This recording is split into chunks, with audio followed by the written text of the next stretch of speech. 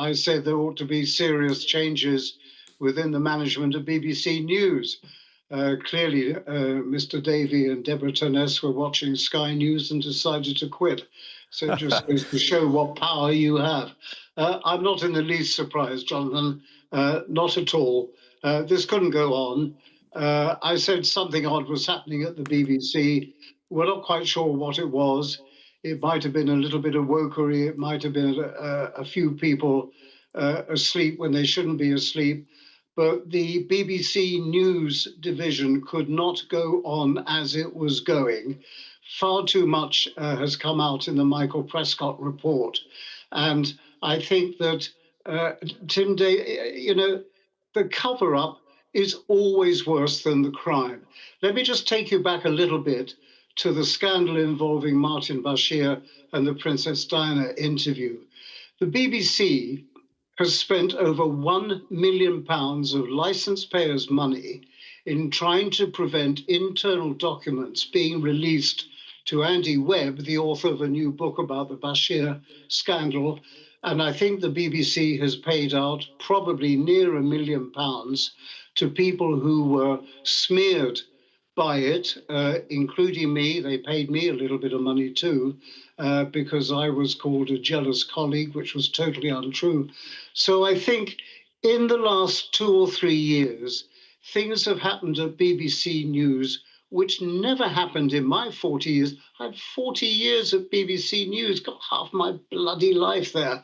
And all these things have come together at the same time. And they all point to ineffective and loose management of the most important news organization in the world. And if you compare, for instance, on Gaza coverage, I believe our Gaza coverage has been extremely poor. If you compare that to somewhere like CNN, the Atlanta cable network, they are light years and have been light years ahead of us. So there's a lot of cleaning to be done. It has started this evening. I think a fish stinks from the head, and it's right that the Director General has gone.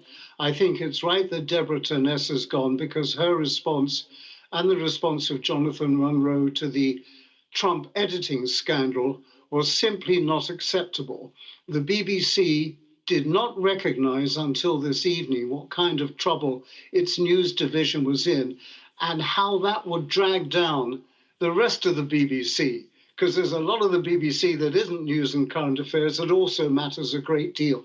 But at the end of the day, when Reith created the BBC, it was about news and the ability for you to turn on a BBC radio or television set and know that whatever was being transmitted by news or current affairs was the truth. And we've got to get back to that. And that process, thank God, has started this evening.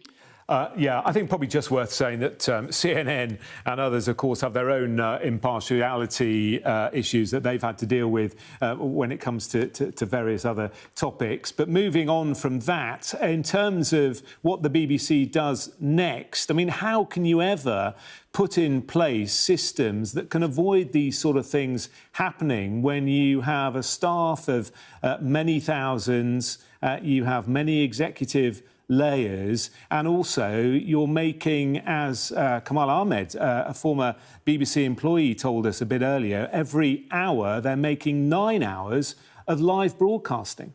Well, that's what the BBC is about. That's what these people are paid for. It's their job to get it right. In my 40 years, we, generally speaking, apart from some very big bumps on Northern Ireland, we didn't have these scandals. We didn't have these editing scandals. We didn't have coverage of a war, which was in many instances partial. We didn't have a BBC Arabic service that had been infiltrated by people with their own particular agenda.